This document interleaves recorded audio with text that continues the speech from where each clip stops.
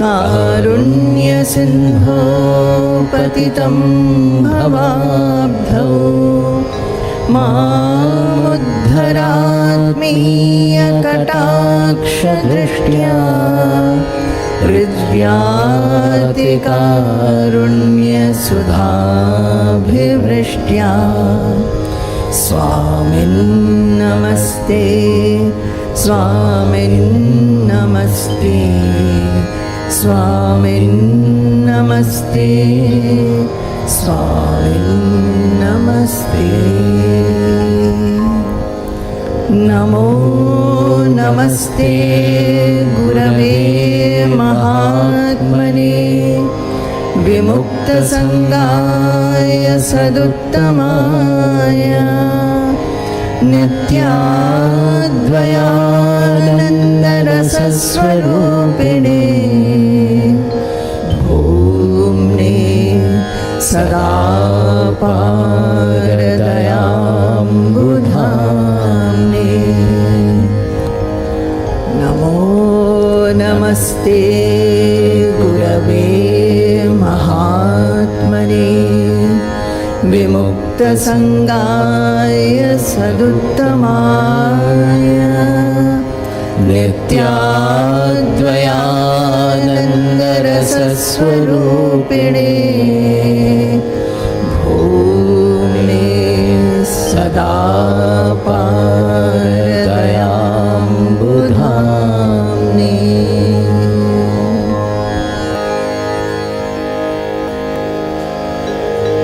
गुरुचरणाम्बुजनिर्भरभक्तः संसारादचिराद्भवमुक्तः सेन्द्रियमानसनियमादेवं द्रक्ष्यसि निजहृदयस्थं देवम्। गुरुचरणाम्बुजनिर्भरभक्तः संसारादचिराद्भवमुक्तः सेन्द्रियमानसनियमादेवं द्रक्ष्यसि निजहृदयस्थं देवम्।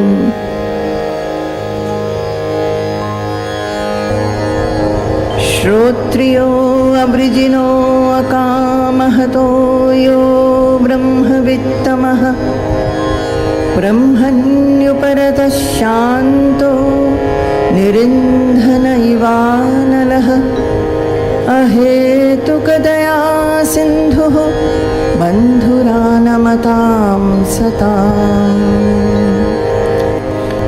दुर्वारसंसारदवाग्नितप्तं दोधूयमानं दुरदृष्टवातैः भीतं प्रपन्नं परिपाहि मृत्योः शरण्यमन्यद्यदहं न जाने। शान्ता महान्तो निवसन्ति सन्तो वसन्तवल्लोकहितं चरन्तः तीर्णा स्वयं भीमभवार्णवं जनान् अहेतुनान्यानपि तारयन्तः। ब्रह्मानन्दरसानुभूतिकलितैः भूतैः सुशीतैर्युतैः युष्मद्वाक्कलशोज्झितैः श्रुतिसुखैर्वाक्यामृतैः सेचया सन्तप्तं भवतापदावदहन ज्वालाभिरेनं प्रभो धन्यास्ते भवदीक्षणक्षणगतेः पात्रीकृता स्वीकृताः। धन्यास्ते भवदीक्षणक्षणगतेः पात्रीकृता स्वीकृताः। कथं तरेयं भवसिन्धुमेतं का वा गतिर्मे कथमोऽस्त्युपायः जाने न किञ्चित् कृपयाव मां प्रभो संसारसागरतरङ्गं संसारदुःखक्षतिमातनुष्वा तथा वदन्तं शरणागतं स्वं संसारदावानलतापतप्तं निरीक्ष्य कारुण्यरसार्द्रदृष्ट्या दद्यादभीतिं सहसा महात्मा विद्वांस तस्मा उपसत्तिमीयुषे मुमुक्षवे साधु यथोक्तकारिणे प्रशान्तचित्ताय शमान्विताय तत्त्वोपदेशं कृपयैव कुर्यात्। मा भैष्ठविद्वंस्तव नास्त्यपायः संसारसिन्धोस्तरणेऽस्त्युपायः येनैव यातायतयोऽस्य पारं तमेव मार्गं तव निर्दिशामि तमेव मार्गं तव निर्दिशामि। को नाम बन्धः कथमेष आगतः कथं प्रतिष्ठास्य कथं विमोक्षः को सावनात्मा परमः कात्मा तयोर्विवेकः कथमेतदुच्यताम् को नाम बन्धः कथमेष आगतः कथं प्रतिष्ठास्य कथं विमोक्षः को सावनात्मा परमः कात्मा तयोर्विवेकः कथमेतदुच्यताम्।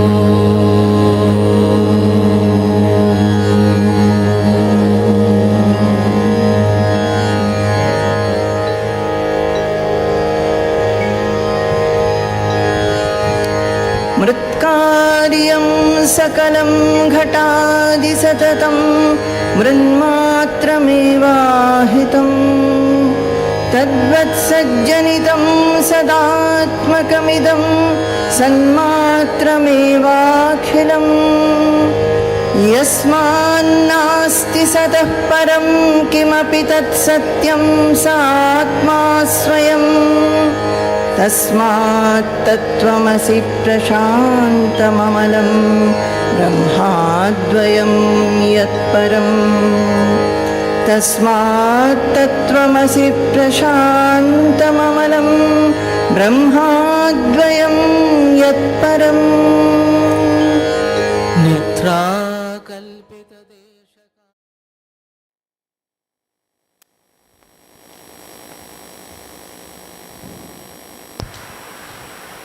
Jai Guru, our humble pranams at the holy lotus feet of Puja Swami Bhumananda Tirtha Ji, pranams to Swami Nirviseshananda Tirtha Ji, pranams to Ma Guru Priya Ji. Welcome back to all of you to Global Satsang with Nutan Swamiji, voice of Upanishads, where Swamiji is taking us through the enlightening journey through Taittiriya Upanishad. It began with a study of pronunciation and all the intricacies that come with it, showing us the importance and effect of chanting with complete attention, with full heart and mind. Next, Swamiji went deep into the five-fold Mahasamhita, where meditation becomes a full-time pursuit by contemplating on everything we perceive and interact with, focusing on that which connects the perceived with the perceiver. In that we find that the mind moves gradually from grossness to the most subtle truth of our real identity. And last week, Swamiji took us through a unique prayer in Taittiriya Upanishads by the teacher, where the teacher prays to be fit to teach and to bring the knowledge to the student in a manner that the student is able to grasp and retain the truth.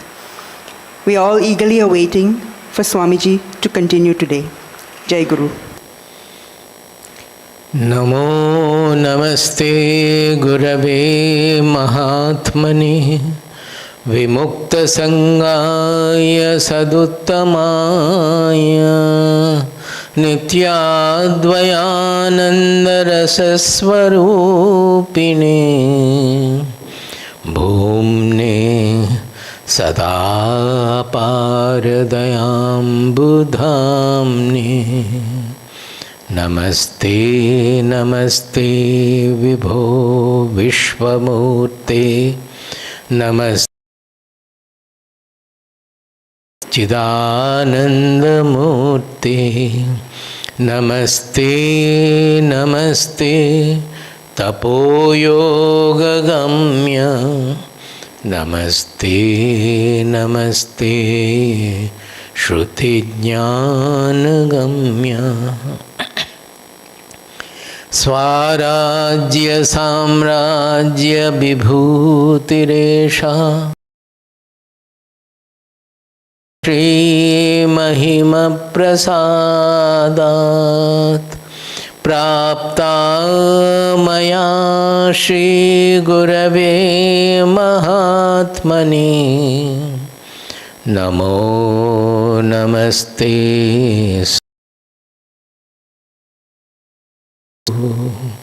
Namo Namaste Stu Punarnamostu Namo Namaste Stu Punarnamostu Namastasmai Sadaikasmai Kasmai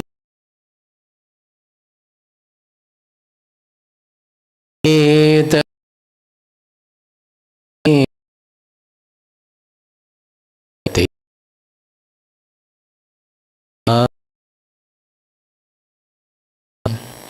Yadi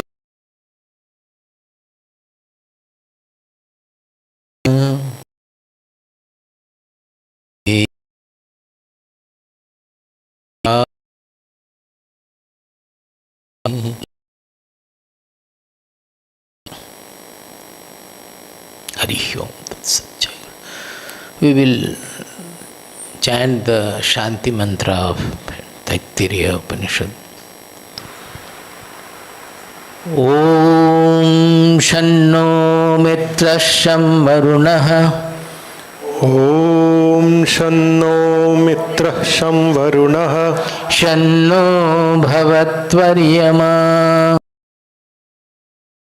Varyama Shanna Indro Brihaspatihi Shanna Indro Brihaspatihi Shanno Vishnurukramaha Shanno Vishnurukramaha Namo Brahmane Namaste Vayo Namo Brahmane Namaste Vayo Tvameva Pratyaksham Brahmasi Tvameva Pratyaksham Brahmasi Tvameva Pratyaksham Brahma vadishyami Tvameva Pratyaksham Brahma vadishyami Ritam vadishyami Ritam vadishyami Satyam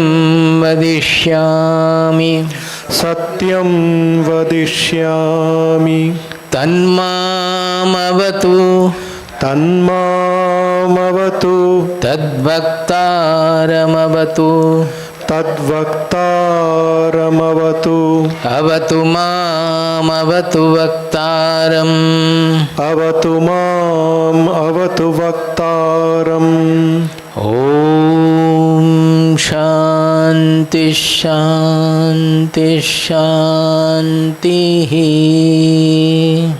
Om Shanti Shanti Shanti.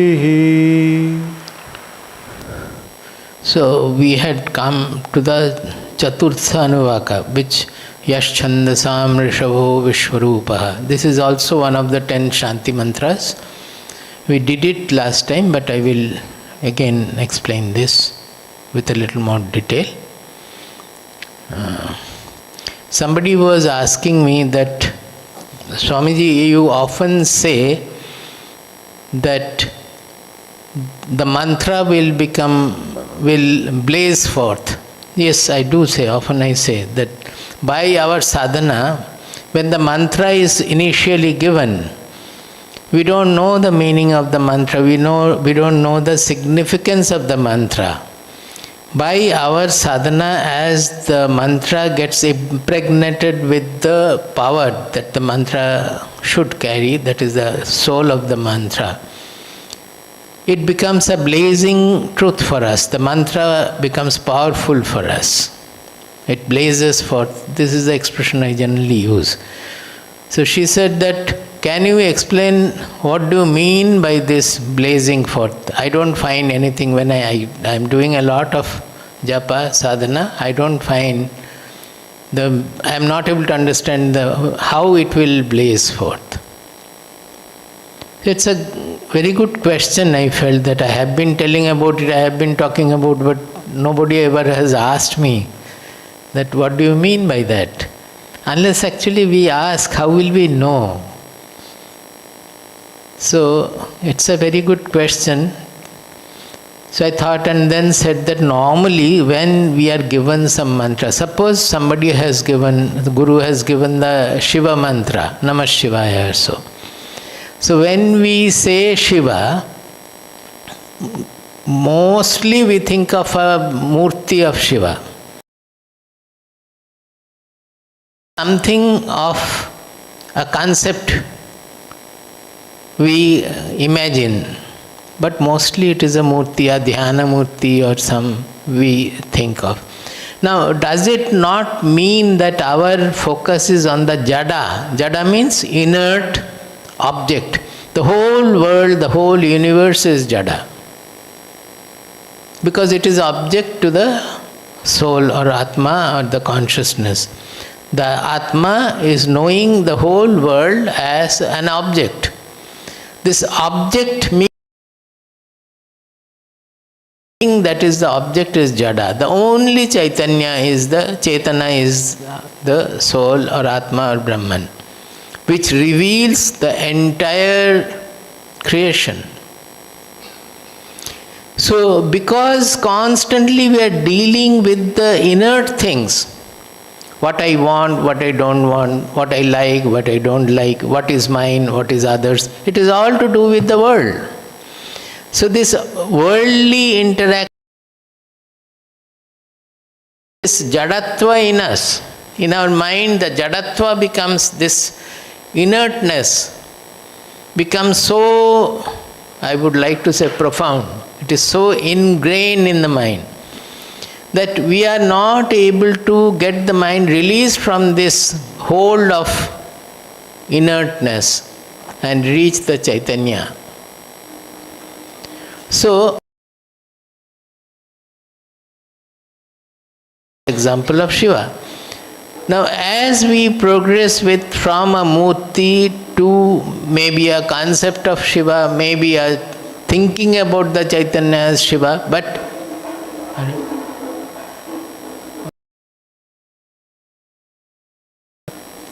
let them go.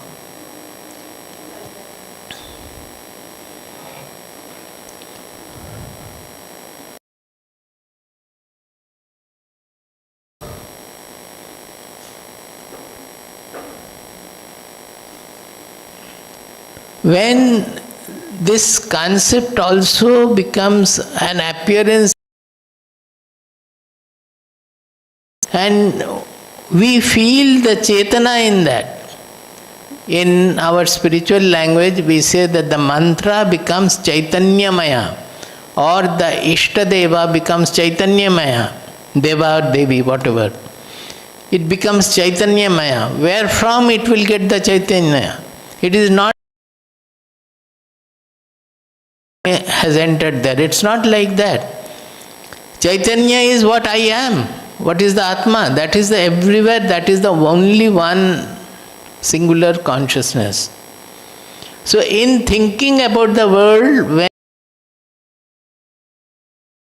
it is only an appearance in the chaitanya, that is the whatever we are the one pointed the thinking of the Ishta, it suddenly gets converted into the chaitanya. Not suddenly, but it gets converted into that. Then the mantra becomes no. Then we say that the mantra becomes powerful, mantra becomes blazing, all this, whatever we want, we can use the expression. Studying here that the upasana or the meditations are such that it will take our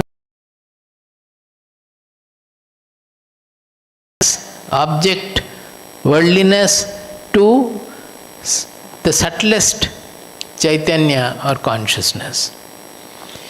Various techniques are there for that. These are also a sort of a technique that you think of the Prithvi, then think of the Aditya, then from the Prithvi to Aditya it is connected by the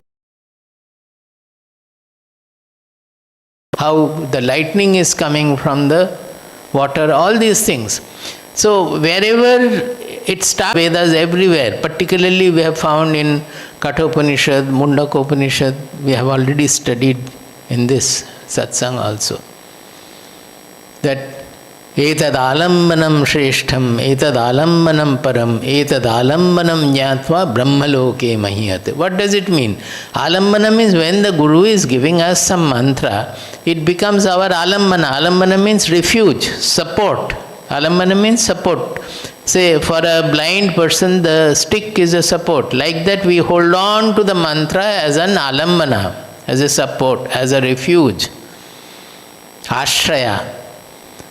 What does it mean? That whenever I am disturbed or I want something or I have some aspiration, I will hold on to the mantra. I will not go to anybody or any god or gods or goddesses. I will only look to the mantra for anything we want in life. It's the last thing. So they are saying Omkara, by doing the Omkara japa, taking Omkara as a pursuit, you consider the Omkara as all. It is the past, future, present, everything. The whole time, the whole creation is embedded in it, is appearing in it. So, we have to have the faith that etad alambanam shreshtham, the alambana which I got, the mantra which I got or the Omkara I am doing is the shrestha, is the best.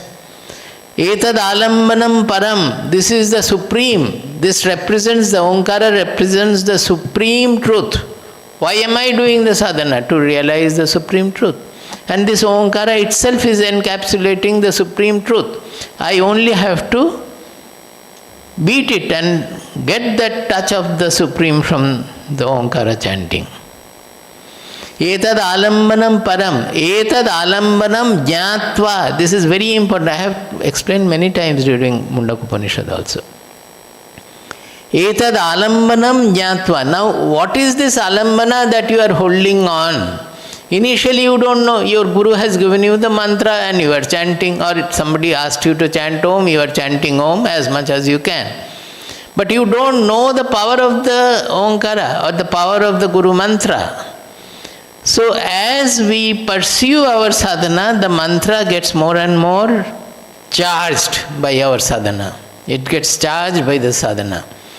So then when we discovered the chaitanya in it, then only we can say, I know the mantra. We have known the mantra. We have sandhiyate word used here. Sandhiyate means we get connected to the mantra. Sandhiyate, sandhya, we say that connection, the changeover. Sandhiyate means the mind gets connected to that mantra. So, etad alambanam jnatva. When we come to know that what is this mantra, brahmaloke mahiyate, he attains Brahman. He attains the truth.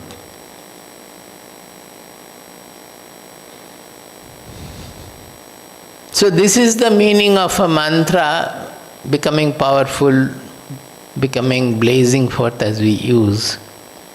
So here that itself is being done through because it was teaching us how to chant. In that chanting process also, in the Vedic part it will only discuss with the chanting.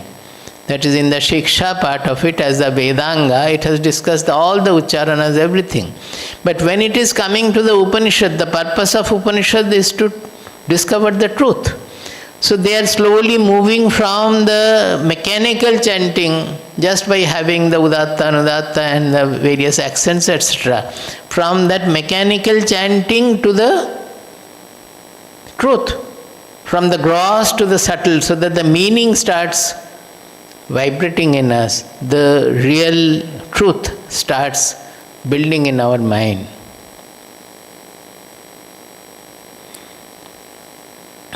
So we will chant once more the Chaturtha Anuvaka. Om Yaschandasam Rishabho Vishwarupaha Om Yaschandasam Rishabho Vishwarupaha Chandobhyodhyamritat Sambabhuva Chandobhyodhyamritat Sambabhuva Samendro Medhaya Sprinotu Samendro Medhaya Sprinotu Amritasya Devadharano Bhuyasam Amritasya Bhuya Me Vicharshanam Shariram Me Vicharshanam Jihva Me Madhumattama Jihva Me Madhumattama Karnabhyam Bhuri Vishruvam Karnabhyam Bhuri Vishruvam Brahmanah Koshosi Medhaya Pihitah Brahmanah Koshosi Medhaya Pihitah Shrutam Me Gopaya. Shrutam Me Gopaya. In this mantra, there are very important expressions and words and expressions are there. Now, straight meaning is Yaha Chandasam Rishabhaha. Rishabhaha, I said it means the bull. Actually, this is a common expression in our Shastras. Means there is a herd of animals, the bull only one and rest are all cows. So speciality is that it is there in everything and it is the leading, it is the main chief member of the whole thing. So Chandas refers to the Vedas. So who is the supreme in the Vedas? They are saying Omkara. So we have 4 Vedas. In all the Vedas you will find the mantras are starting with Om, Om, Om, and everywhere the Omkara is the prominent. In Bhagavad Gita also, that a mantra, to make it powerful, the Om is added before that. Chandasam Rishabhaha Vishwarupaha. It is not only the Shrestha in all the Vedas, it is the supreme in all the Vedas, because this Omkara, it represents the truth.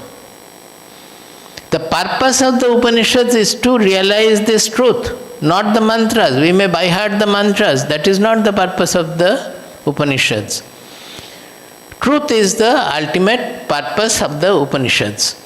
So, it is not only the Shrestha, it is Vishwarupa. The whole creation is actually a Rupa of that truth alone. It is manifest as the whole Vishwa. So we often in spirituality, we negate the world. We speak ill of the world and we want to negate the world also. But the fact is that we have to understand that it is the world which is making us think of the truth. Without the world, we will also not be there, nothing will be there. So the importance is to know that the world is an appearance in the consciousness. And it is the expressed, manifest form of the consciousness only. So, yes, the last day I was singing that I told you about the Ravindra Sangit. There also what it is, that I have sought the unknown in the known. So whatever objects we are seeing, we are interacting with, our problem is that we are not seeking the unknown in whatever we are interacting with. That is the consciousness. We are not seeking the consciousness to be felt in all our interactions with any of the objects of the world. But actually the whole world is an appearance on that consciousness only. Chandobhyaha Amritat adhisambhavuva. He says that this Omkara has come from Amritat, from the immortality, that is the truth. And all the Vedas are born from this Omkara, this Amrita. So it is actually transcending all the Vedas. This truth is transcending all the Vedas. Because the Vedas you will not know the truth by chanting the Vedas, reading the Vedas, interpreting the Vedas, you will not know. When you transcend the Vedas, you become yourself, then only we know the truth. That is, when we transcend this subject-object division, then we realize the truth. Sa me indro medhaya sprinotu. Now, Indra is considered to be the god of the gods. That is the Shrestha, in the supreme amongst the gods, in most of the cases. So, he is saying that Saha Indraha, that means Omkara itself is Indraha. In its manifest form, where we do propitiate a Lord, that Omkara itself is appearing as the supreme god Indra. So we are praying to that Omkara, you can say, or to Indra also you can say. Basically it is ultimately to the Omkara. So we are praying to that Medhaya Sprinotu. This Prina, it has come from fulfilling, filling. Medhaya, Medha means actually, Medha means talent, Medha means intelligence, Medha means understanding. Now, normally, Medha also means, intelligence means prajna, by which we know the truth. Now, normally, worldly intelligence will not allow us to see the truth. So, you can go on increasing your worldly intelligence by doing various mental exercises, just playing this, that and all. You may study hundreds of subjects, scientific research and all, everything you may do. That also will increase your intelligence. But being worldly intelligence, you will not know the truth. So when we are praying that you fill us with prajna, not just the intelligence, not the worldly intelligence, but the spiritual intelligence, which we call as prajna. In Buddhism, the word is used very much. In Upanishad, it is used as pratibodha. Pratibodha viditam matam amritatvam hi vindate. So this prinotu word is very important here, that you awaken us by giving us the prajna, giving us the real intelligence by which we can know the truth. See the truth means it is an ikshana, it is not seeing with the eyes, it is knowing with the intelligence. Only the prajna can know the intelligence, know the truth. That is why in Bhagavad Gita 2nd chapter, Sthita Prajna he is called. Sthita Prajnasya ka bhasha samadhisthasya keshava. So, sa me indro medhaya sprinotu. You, O Omkara, O the Supreme Truth, you fulfill us, you fill us, you inspire us, you awaken us with prajna or medha. Amritasya deva dharano bhuyasam. O Deva, we are addressing the Omkara or Indra as the Deva also. Deva also has come from Dib Dhatu, which means brilliance. That means whatever is the original power, we refer to that as Deva. Mahadeva, Devasya Deva, Deva, Mahadeva. All these are because they are the original brilliant powers.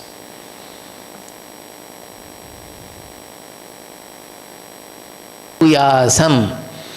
O Deva, we pray that we may become amritasya dharanaha bhuyasam. Bhuyasam means may we become, we should become, we will become, so that we will become.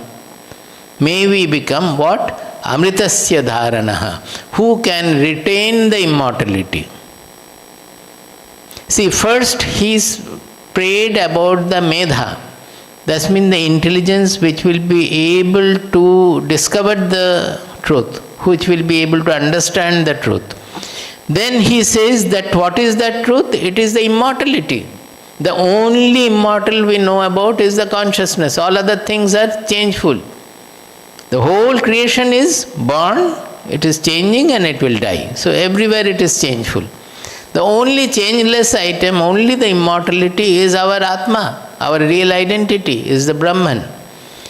So our intelligence should be such that it will be able to hold the truth of this immortality. It will be able to retain that. We are always, even if we understand, if we get a glimpse for a second or so, or if we understand also, we are not able to retain it, it goes away. Because we don't have that Satya Dhruti, I said the other day also. Nachiketa could retain because he had the Satya Dhruti, Yamaraja said. So, Amritasya dharanaha bhuyasam, so that we can become the receptacle of Amritatva, receptacle of immortality. When we become receptacle of immortality, then we can distribute immortality also. Because through everything that unchanging truth will be expressed. So here every word is very important. Shariram me vicharshanam. This is another word. Charsha. Its origin is from charsha, means cultivate. It also means awakening. Shariram me vicharshanam. That make my body, when it is body means body, mind, emotion, intelligence, whole complex you can say, or the body also you can say. May my body become awakened, body becomes inspired. May my body become inspired. It becomes edified. I don't know the exact expression. That there will be an anuranan in Sanskrit. Anuranan means resonance. That when we do the sadhana properly, you will find that the whole being, it starts resonating with the mantra. It becomes as if it has lost its grossness. The whole body will lose its grossness.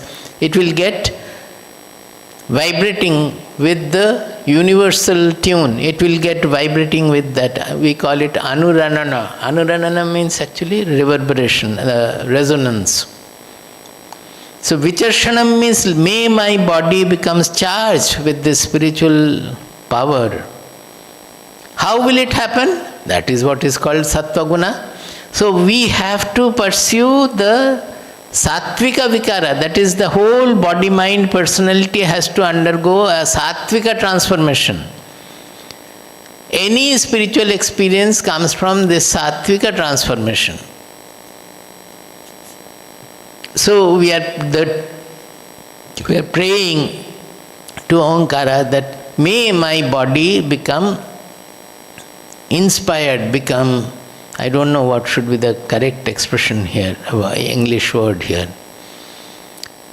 Become charged with the spiritual vibration. Become activated, become enlivened, become inspired. So only when the personality gets charged with this, it will be able to retain the Amritattva which we are praying. Now, this sloka, it is coming as here in this Taittiriya Upanishad, it is coming as the prayer of the teacher. Can you show the slide there? The prayer of the teacher. That is once we have become fit, when we have started resonating with the truth, then what will we do? It is the time that we should become fit to pass it on to the next generation of students. So here actually the Upanishad says the teacher is preparing himself for inviting the students that will come in the next Anuvaka, or here only in the next mantra. So he is praying to imbibe all the qualities which a spiritual guru should have, so that he can inspire the Shishyas, he can pass over the power to the Shishyas, he can make the Shishyas also walk on the path of knowledge. For that, lot of transformation is necessary in the Guru. Not only that, you will find this was all, it is as I said, that it is projecting a very, very rare kind of a civilization, but that was our Indian civilization. In the modern era, we cannot think of it. The Gurukula, the teacher, will never have any of the gross earnings. He will not do any teaching in a school as it is done and be paid for it. He will not do any paid service at all. But when he has the disciples or the students, he has to look after the disciples completely. So will he not need money? People say that they are sannyasis, why have they made such a big ashram? Ashram has become big, is it because of Swamiji? Swamiji wanted a big ashram. He started staying in a cottage where there were only 2 rooms, and even when we came here in 1987, one room Swamiji was staying, and in the other room there was some other Swamiji as well as our old Mataji, and by the side in one veranda I was staying, another veranda Ma was staying, and in one there was a storeroom. It was a small mud cottage with tiled roof. That was fine. It remained like this up to 2005. Swamiji started staying here in 1963 or so. So more than 40 years it continued like that. But when the disciples, students start coming, we have to make provisions for that. We have to host them. When the guests come, we have to host them. So at that time actually there was a guest house here next to the ashram. Only 4 rooms were there. There were other guest houses which were not belonging to the ashram at that time. So Shishya and I have written, it is not an organization, it is an organism. Just like a cell, it starts vibrating, it starts living. And in the process, the ashram grows, and more disciples, Shishyas, students, they come and join in the activity. And by that what happens? It is retaining Brahmavidya in the society, in the civilization, and propagating Brahmavidya in the whole world. That is the purpose of an ashram. Ashram is not meant for only eating and drinking and doing something work or helping the people, the poor people. Ashram is not meant for that. We may help the poor people, in a large manner it is done. But that is not the real purpose of an ashram. The ashram is there to preserve the Brahmavidya and disseminate Brahmavidya, and in the process whatever happens it will go on growing.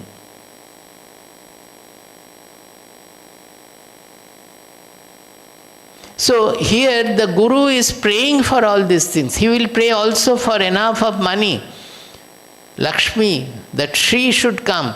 And not only that, she should not just give us money sometimes and go away, run away from there. It's very interesting. He said that she should come with all the bounties and she should be constantly supplying us the bounties. She should remain here. Just giving bounty, she should not go away. So that is why the foreign scholars have said that the rishis were very greedy. Actually, it's not so. The purpose is the preservation and propagation of Brahmavidya. For that, whatever to be spent has to be spent. The society should generate the money. A society will progress Only when they honor this Brahmavidya, it will become stable, it will become long-living. Only they understand the worth of Brahmavidya and put all their resources to help Brahmavidya propagate in the world.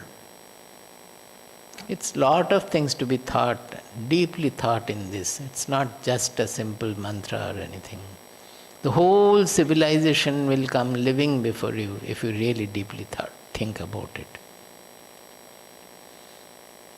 So this Anuvaka is for preparation to become a teacher, to become a fit receptacle of Brahmavidya and communicator of Brahmavidya also. The Guru is praying to the Supreme Omkara that fill me, sprinotu, fill me with medha, prajna, intelligence, and edify my body, mind, speech, intelligence, so that I may become a fit receptacle of immortality and an efficient communicator of Brahmavidya. It must enable me to retain whatever I hear. So I proceed with the further. Shariram me vicharshanam, jihva me madhumattama, karnabhyam bhuri vishruvam. He says, may I hear more and more with the ears. What will he do with the ears? That ears is not for the hearing of the drum beating or the people abusing or shouting and all that. It is meant for hearing the subtle vibrations of truth, either from the scriptures, but that is also gross. Finally, it is the very subtle, even if you read the Shastras, the subtle truth, the words, will not come to your mind. It's a fact. Unless the mind is attuned to it, it has no other desire, no other distraction. Even if the vibration is there, you will not be able to note it. You will not be able to absorb it. So, Karnabhyam Bhuri Vishruvam doesn't mean that we play the TV and the radio and hear more and more things through the ears. The ears are meant for hearing the Shastras, the truth from the Shastras. Not only that, the subtle ear within us, that should be able to pick up the vak, which has not yet become manifest. It's not appeared as sound. When we pick up the truth in our mind, with our mind and intelligence, with our understanding, it has not yet become word. When the knower expresses it, then it comes out as word. So the vak becomes vaikhari, it gets converted into expressed knowledge, expressed words. So first of all, we have to be keen to receive the truth, which is very, very subtle, has not yet taken the shape of the physical vibration words, which is a vibration in the consciousness even now. Once you are able to pick it, then you should have the enough of power and capacity to express them in the form of words. That is why he is saying, Jihva me madhumattama. It's not just sweet speech as it is translated everywhere. Sweet speech many people have. What is that shloka? Mukham padmadalakaram. Then, Mukham padmadalakaram.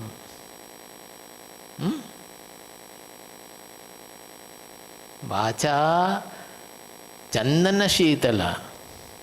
Mukham padmadalakaram. The face is like the petal of a lotus, beautiful looking face.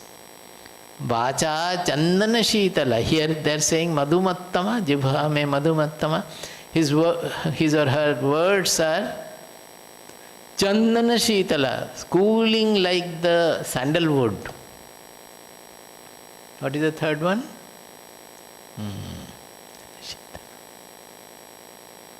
Mukham padmadalakaram, vacha chandana shitala.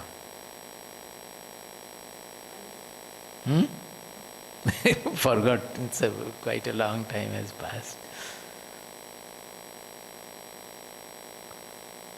The third one is not coming to my mind. Then the fourth line is Trividham Dushta Lakshanam. That means if the face is very beautiful and the words are very sweet, and the third one is not coming to my mind, that is all these three together actually Dushta Lakshanam. Inside there is something wrong. Some naughty mind is there inside. So Madhumattama doesn't mean that it will be only sweet. Many people are very sweet in their speech, but Antaram Manhi Santaptam. What is that? Then Mukham Padmadalakaram. Mukham Padmadalakaram Vacha Chandana Shitala Antaram Banhi Santaptam. Inside what is that? Outside it cool. And the face is beautiful. But the inside is Vanhi Santaptam. That means always fire inside. Burning inside. These three together, Trividham Dushta Lakshanam. I don't know whether there is any mistake I made, but it is more or less like this. So the Madhumattama is the real cooling words. That means the words of truth. It can sometimes may appear to be also a little not so palatable, but it's the word of truth, which is really sweet. But our ego may not accept it as sweet in many cases. So it's not just physical madhu from the word. Jihva me madhumattama. As we say, Anu bhadraha kratavo yantu vishvataha. May all good thoughts come from everywhere. These are all Vedic prayers. Whatever we should speak, satyam vadet, priyam vadet, ma vadet, satyam apriyam. All these statements are there. So if the mind, there is no ragadvesha, the mind has to be freed of all ragadvesha, then whatever comes out of the tongue, it will be good, it will be mangala, it will be purifying to the society, to the world.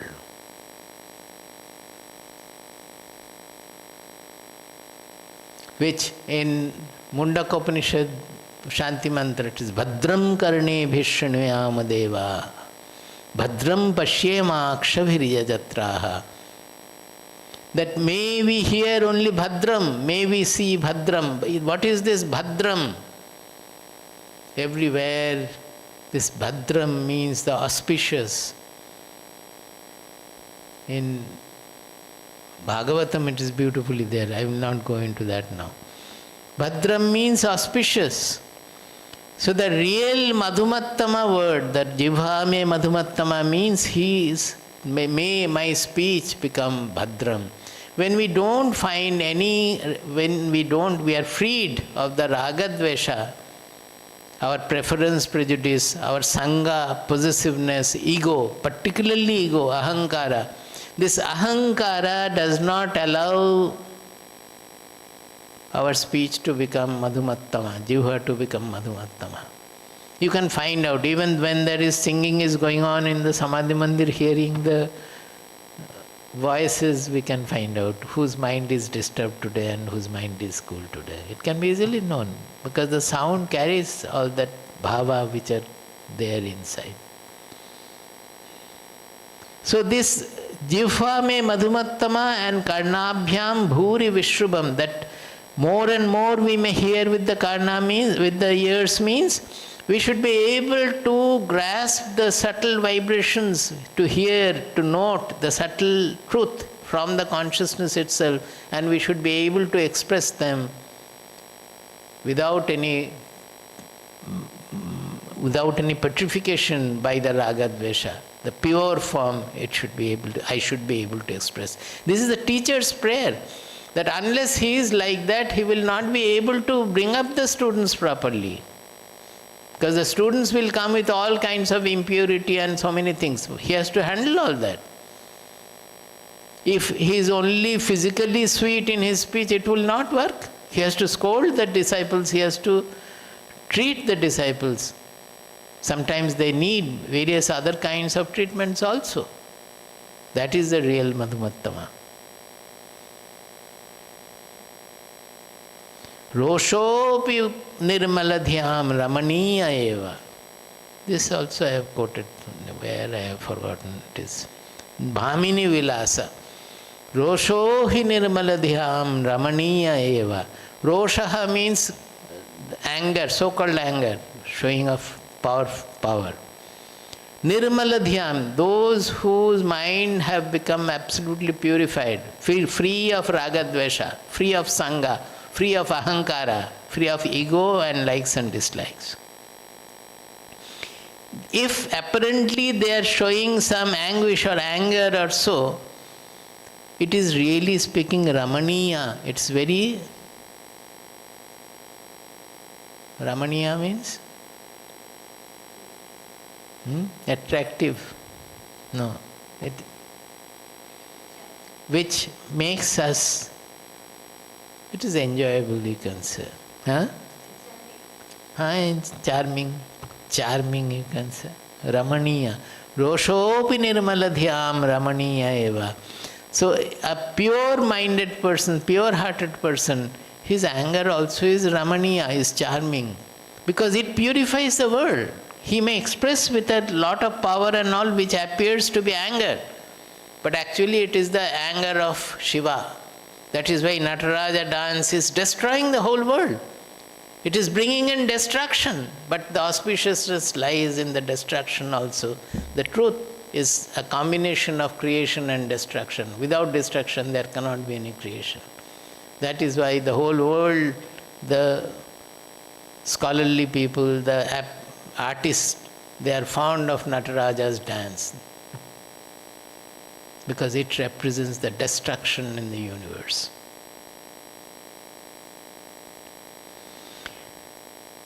So, karnabhyam bhuri vishruvam brahmanaha koshaha asi.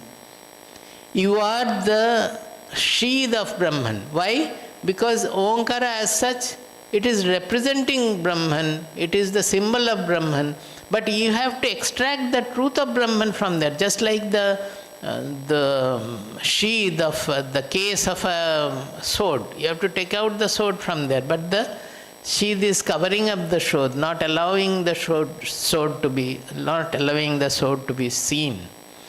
So, as if this is covering it is representing the Brahmavidya, the truth, but it is the case for the Brahmavidya also, it is for the truth. And how the case is created, how it is covered? Medhaya pihitaha. Medha ke dwara, by the medha, by the intelligence, it is covered, it is hidden. Pihitaha. Apihitaha also is okay. Means it is hidden. Medhaya pihitaha. This earlier also in some Upanishad it was there. That was Isha Upanishad, no?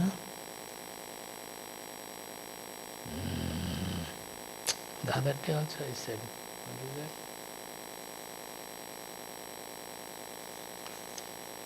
Hiranmayena patrena satyasya pihitam mukham. Now here there is the statement is very important. Then in the last what they are saying is Shrutam me gopaya. That is whatever, I will explain this further, Brahmanaha kosho simedhaya pihita. Before that I am saying be able to hold it. So please protect all that I have heard. That is the scriptural truths and all, you can say that. Or the truth which I have known. It is not that Shrutam. Just by hearing, if we protect, it will not be the real protection. The understanding and the knowledge that I have got from whatever I have heard, please protect it. It should be protected. Then only I will be able to give it to the students. This whole thing is a preparation of the teacher. Now let us go into the slide. I have written something there in the 30th slide. With sattvika purity and desirelessness, with this arise, what are the things arise? Refinement and sweetness in speech. Number 2, inner awareness and attunement. However much we may tell, unless the whole being becomes soft, sattvika. In Bhagavad Gita it is said, Sarvadvareshu jnanam upajayate. Prakasha upajayate jnanam yada. That in all the senses, a light comes. Light means which can know. Whatever the physical eyes are seeing, it will see more than that. That is the light of consciousness. Whatever we are hearing with the sound, you are hearing so many voices, we hear so many voices, do we not? It's just the physical hearing. But through the voice, when you understand what is going on in the mind, in the thought process, what is the depth of the sound, where it is coming from, these are not directly physical. But the sattva guna will empower our organs to have that kind of a subtle sense. When the sattva guna enhances, in Bhagavad Gita 14th chapter, it says that sarvadvareshu prakasha. Prakasha means light. It is not the ears will start showing a light, torch light, and the nose will show a torch light. It is not that prakasha. This prakasha is the chaitanya prakasha. The real seeing is with the chaitanya, is with the consciousness. Sarvadvareshu, all the dwaras, all the indriyas will develop a prakasha because of the sattva guna. Jnanam yada, and a knowledge also. When the sattva guna goes up. The third one is power to listen to the vak, the revelation of truth. Suppose in your consciousness the revelation is taking place. We should be able to note it, to record it, to absorb it. Suppose I am in a very disturbed condition. Many things are happening around, unless the mind is able to keep one-pointed, those whatever truths are coming, we will miss it. We will not be able to absorb them and then finally give it also.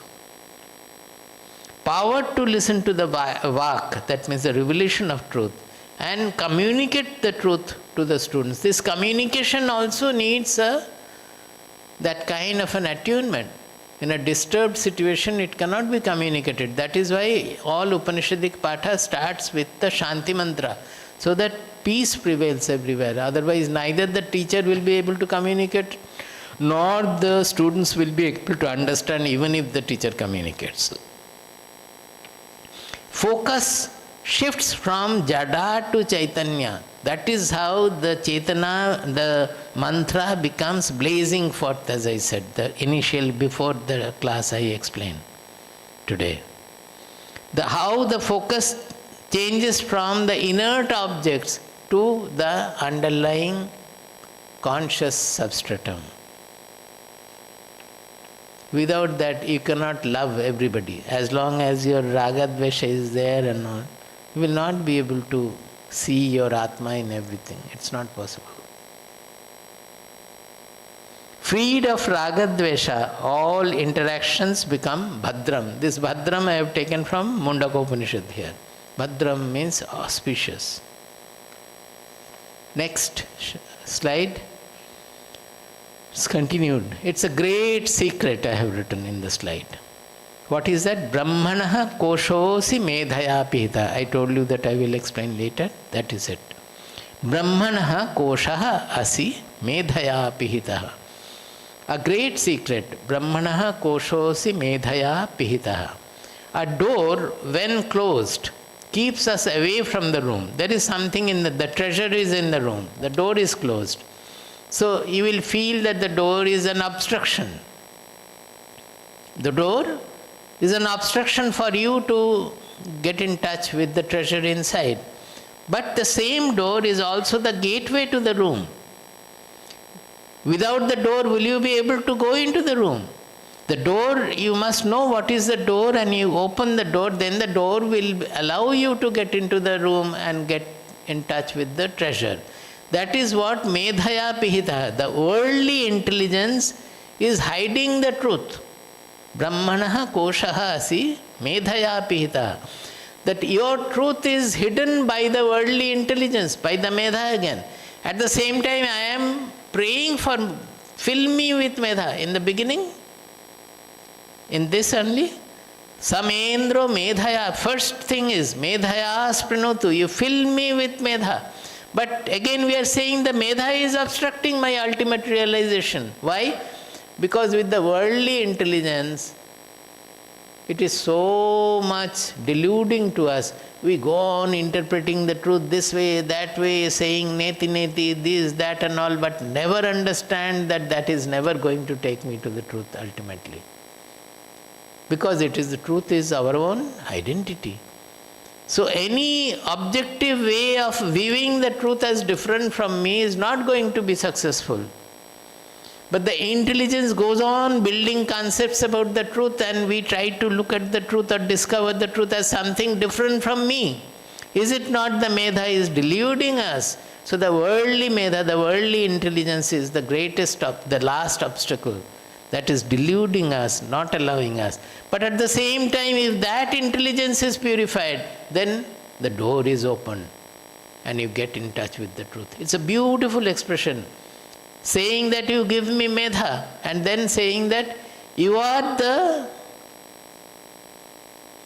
kosha of Brahman, the truth, but you are covered with medha, medhaya pihita. So the worldly intelligence has to be transformed into the prajna, as I said, prajna, the spiritual intelligence. Then we will be able to discover the truth. The next slide.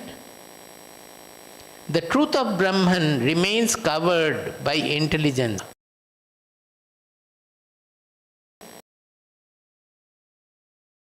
Knowledge or jnana also has to dawn in the intelligence. See, where is that jnana? We are not able to know our real identity. It is our own identity. How can we say that we don't know? It is what we are. But why are we not knowing? Because of the ajnana covering our intelligence. Where is the ajnana? Where is the ignorance? It is in the intelligence. The intelligence is not able to see the truth, not able to decide, not able to take the real action. So it is covered, just like the cloud is covering the sun. Has the sun gone away? Sun is still there, I am not able to see. Remove the cloud, the sun becomes visible. Remove the ajnana, then the truth becomes visible. How do you remove the ajnana? You have to bring in jnana. The jnana will fight with the ajnana and remove the ajnana, then whatever is the truth, that will remain. So the door is the intelligence. But the intelligence with the worldly ignorance, worldly intelligence, it is not allowing us to see the truth. By incorporating the spiritual, the prajna, the jnana, we will open the door, remove the ajnana, and the truth will be open before us. Worldly intelligence obstructs the truth. Same intelligence, when purified, opens the door to truth. Hiranmayena patrena satyasya apihitam satyasya mukham. That the face of the truth, it is just like there it was in Isha Upanishad, it was just like a kalasha, a pot, a golden pot, and the cover also is golden. Oh, it's golden. Seeing the gold, we are deluded. So we never open that cover and go into the pot to see the truth. That golden cover is the worldly intelligence deluding us, not allowing us to see the truth. In many of the Bhakti Shastras, it is said that to know Shiva, Shiva means our Atma actually. When the Shiva goes, it becomes Shava, that means that we die. That Atma is Shiva, it is the ultimate auspiciousness. It is said that the Mahakali is standing on Shiva. Shiva is lying because Shiva doesn't act anything. It is just the substratum of the whole universe. The universe is the energy manifestation of the Shakti, of Prakriti, of Maya, of Mahakali, you can say. And Shiva is just lying. It is allowing the Mahakali to dance over it. So without Shiva there cannot be any Mahakali, and without Mahakali Shiva will not be manifest. Now to attain Shiva we have to first of all propitiate Mahakali. The energy, the world power, Maya. By propitiating, when the Mahakali opens the door, then we come in touch, in association with Shiva. It's in different scriptures, it is differently expressed. In Tantra Shastra, it is very well, this example is from Tantra Shastra.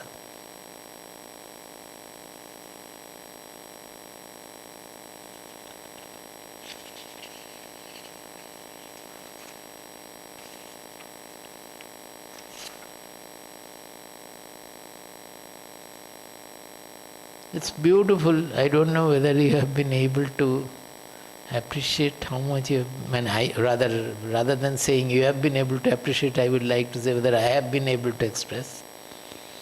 If I have expressed, then it is a question of your appreciating it. Now let us go to the next, there is time, next mantra. Avahanti vitanvana. Avahanti vitanvana. Avahanti vitanvana. Avahanti vitanvana. Kurvana chiramatmanaha. Kurvana chiramatmanaha. Vasamsi mama gavascha.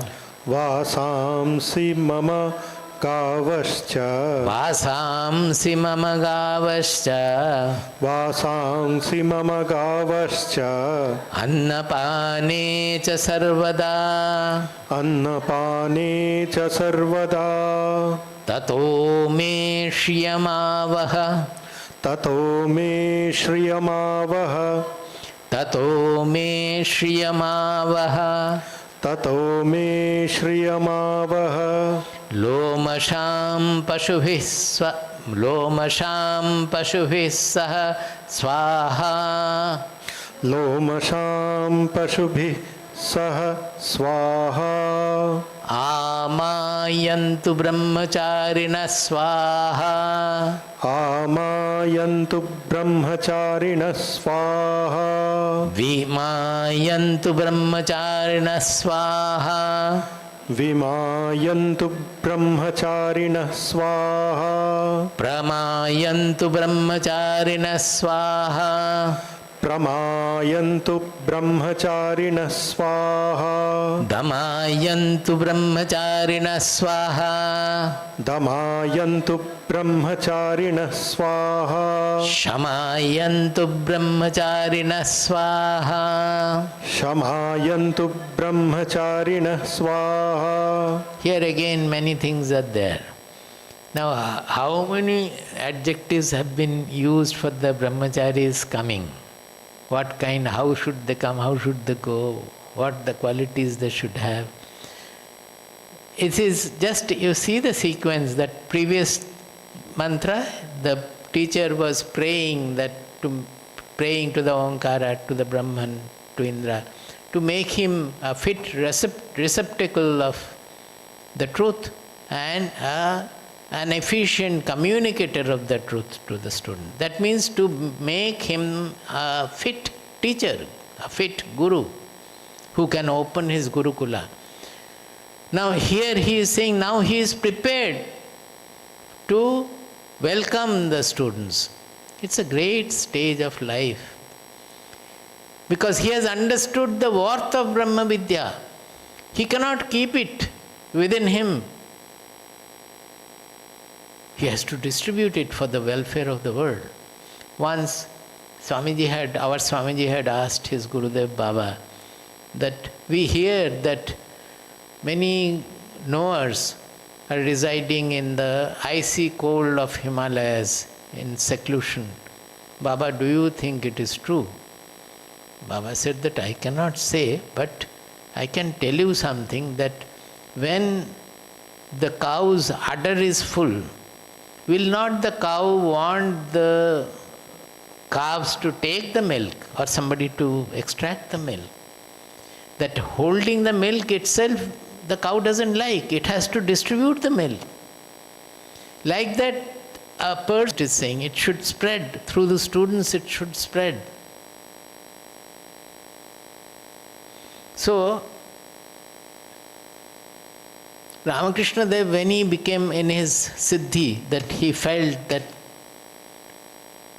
he can now have the disciples. It is said that he used to go on to the roof in Dakshineshwar. He would stand on the roof and with great yearning he would call, where are the brahmacharis? You come, you come, you come. Where are you? All the brahmacharis, you come. Then the 12 brahmacharis came finally who took up to sannyasa. Ramakrishna had 12 disciples, sannyasin disciples.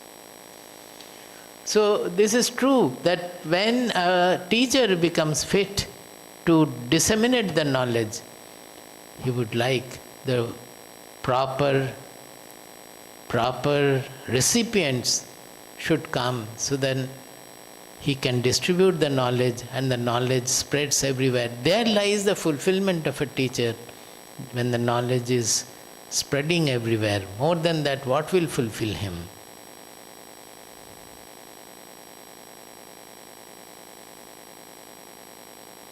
So, initially what does he say? Now he has become full with this tato. In the second line, you will find in the slide, I have used different color in that tato. That like the athato, tato, these are very important in our shastras. Tataha means after that. After what? After in the previous mantra he has acquired all the qualities of a teacher. So he is now ready to distribute the knowledge as a teacher to the students. So now, therefore, after this acquiring of all the treasures and qualities of a teacher, me shriyam avaha, me shriyam avaha. That means, let Shri come to me. Shri means all the, not only property in a beautiful sense, all the qualities are Shri, but the properties also.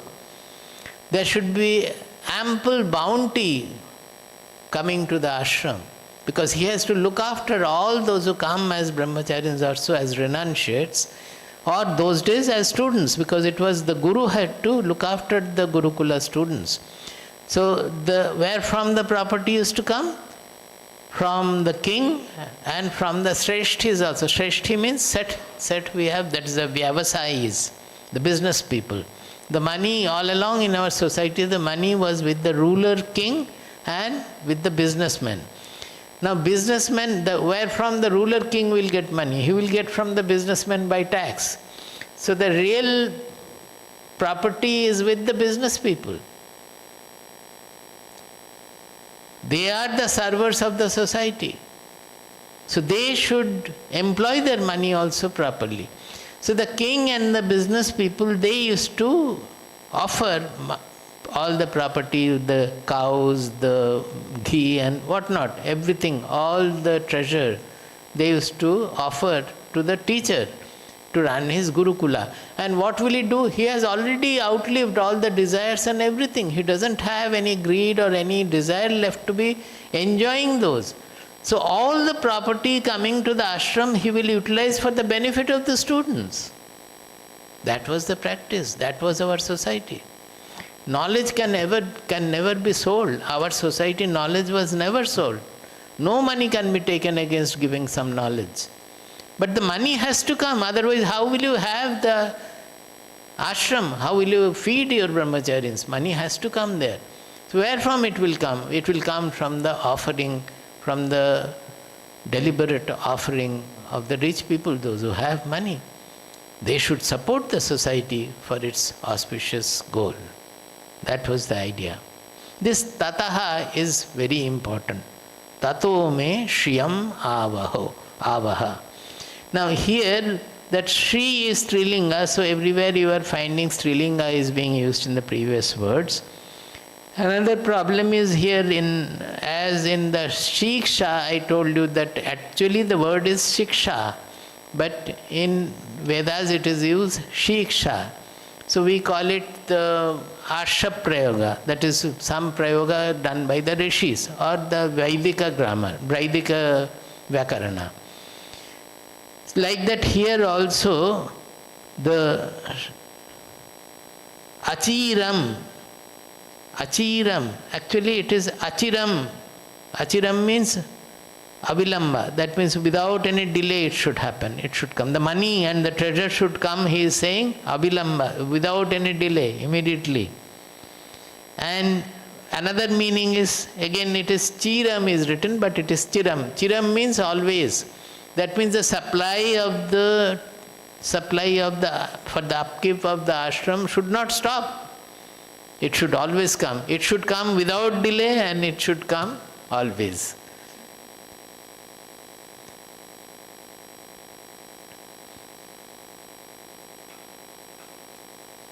This Vitanvana, this word has come from Vitata, that means spread everywhere.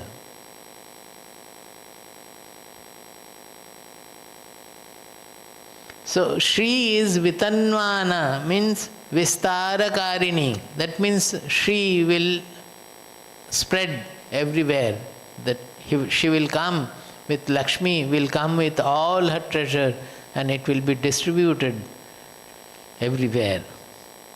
What are the things will be distributed?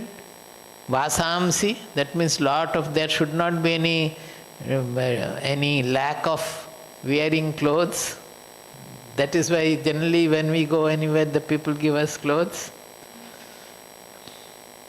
Gavaha, those days the cows were great properties. You know that story of Yajnavalkya I have told in Brihadaranyaka, that the Janaka Raja decorated 1,000 cows or 1,008 cows with all kinds of diamond, gold over the horns and kept them ready there, saying that all these will be given to the Shrestha knower, Shrestha Jnani. The greatest knower. Who is the greatest knower? Janaka Raja had opened a sabha. Sabha means assembly, where all the knowers from around will come. And the best of the knower will be given all these cows. So the cows are kept there. See, everywhere you will find the link in this societal picture we are having. What is that? Janaka Raja wants to make the knowers ashram rich, so that he doesn't have any lack. So many people took away all the cows. Then one person objected, said that how do you decide that you are the Shrestha Jnani? Then Yajnavalkya said, no, I have not. Nobody was asking for the cows. I felt that the cows have been brought. I need the cows, so I was taking the cows. I never said that I am the Shrestha Jnani. No, we will not allow you to take the cows. You have to come to the interview. We will ask you questions. You have to reply all. You have to prove that you are the Shrestha Jnani. Then only you can take. In that Gargi also asked questions. There were so many people. It's very interesting. The whole conversation is very interesting. Finally, all were defeated. So, Yajnavalkya went with the cows.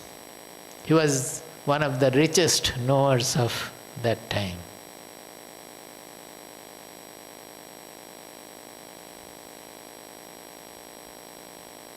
Anyway, we will next day again take it up.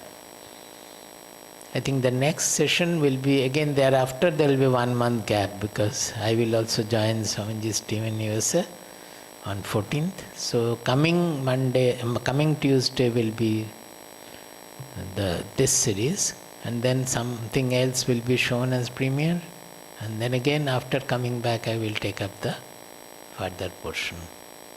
But tomorrow, next session, I would like to finish this Chaturtha Anuvaka I will complete. Panchama Anuvaka onwards, it is again very interesting. We always chant Gayatri Bhur Bhuvasvaha. It's a beautiful meaning and the purpose of all these things. That they are called Vyahriti. Vividha Avishta Vastuhu Sarvataha Aharana Aharati Vyahriti. These are all called Vyahriti. They are the mantras for creation. These mantras, the Vyahritis, they are the mantras of creation. And Om is the ultimate mantra for the entire creation. All these secret things are there in these Upanishads. Okay. Om Shanno Mitra Sham Varunaha. Om Shanno Mitra Sham Varunaha. Shanno Bhavatvaryama. Shanno Bhavatvaryama. Shanna Indro Brihaspatihi. Shanna Indro Brihaspatihi. Shanno Vishnururukkramaha. Shanno Vishnururukramaha. Namo Brahmane Namaste Vayo. Namo Brahmane Namaste Vayo. Tvameva Pratyaksham Brahmasi. Tvameva Pratyaksham Brahmasi.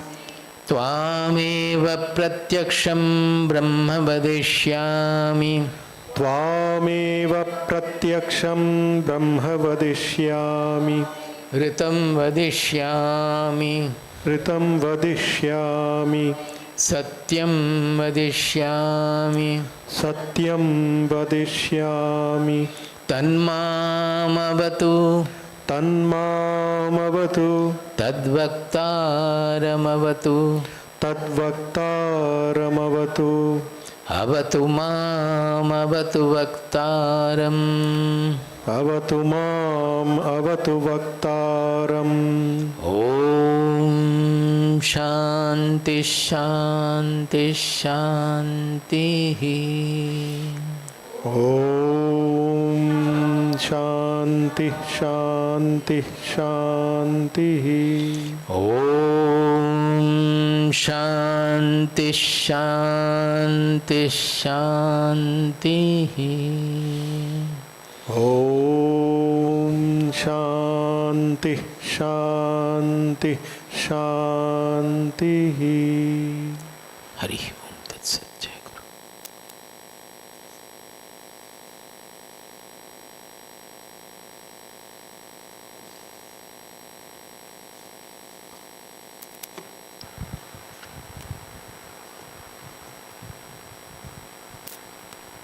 Jai Guru. Nutan Swamiji today took us through even deeper into the teacher's prayer, showing us the sincerity and earnestness of the teacher in wanting only what is most auspicious for the student and taking the student to purity through the teacher's own purity. Swamiji also revealed the greatest secret, that the truth within is hidden by our worldly intelligence, but it is that same intelligence, when enlightened and purified, takes us to this ultimate truth. For the knower who lives the truth, the natural progression is to want to give it to others. As Swamiji mentioned earlier in the satsang, an ashram is not an organization, but a living organism which lives and grows with the sole purpose of preserving and propagating Brahmavidya. It is with that mission in mind that Puja Swamiji and Ma have undertaken the long journey to California, USA, to conduct the Jnana Yajna.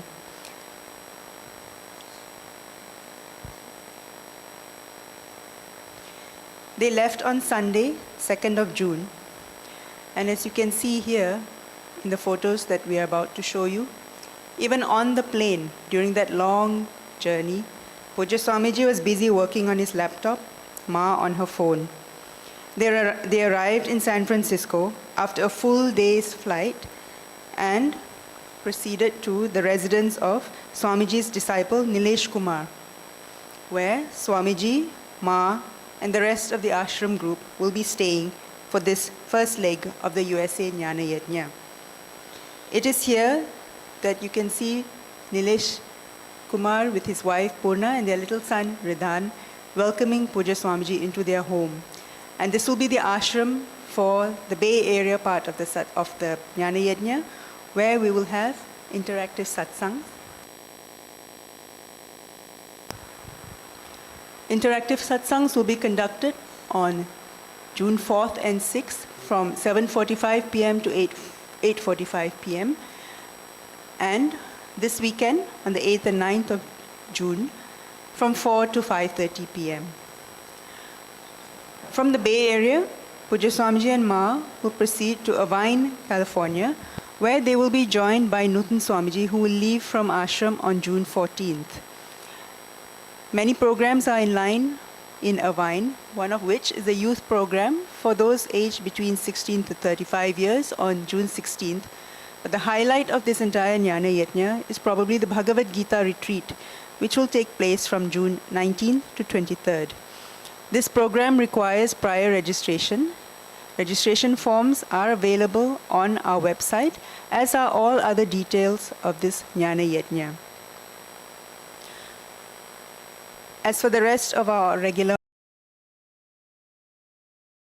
peace and happiness on this Global Gita channel, Pujya Swamiji's Global Satsang based on Bhagavad Gita is there on Saturday. And as Nutan Swamiji mentioned, next week we will continue with Taittiriya Upanishad on Voice of Upanishad, same time next Tuesday. Jai Guru.